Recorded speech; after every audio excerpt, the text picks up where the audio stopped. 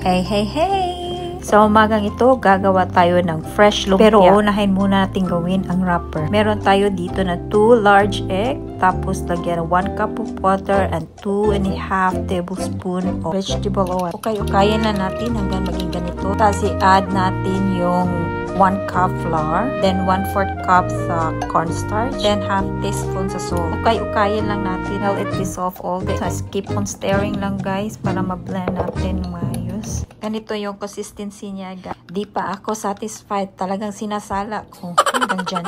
Umiyok ang boses ko mga kalangga. Kakalaha natin mga kalangga. Lagay tayo ng konting-konti lang na oil. Low heat fire lang tayo mga kalangga ha. Huwag masyadong malakas yung apoy. Baka masunog yung wrapper natin. Nakikita nyo half cup yung nilagay para ko dyan. Para mabilang ko o ilan ang wrapper ang magagawa natin. Sa fresh lumpia wrapper natin. Same nga kalangga. Fresh na fresh yan. Katulad ko fresh na fresh charot. O sige na mag fast forward na ako. Nakagawa pala ako ng 6 wrapper. Next video mga kalangga. Stir fry ako ng vegetable. Thanks for watching guys. Gracias. Kamsahamnida. Arigato.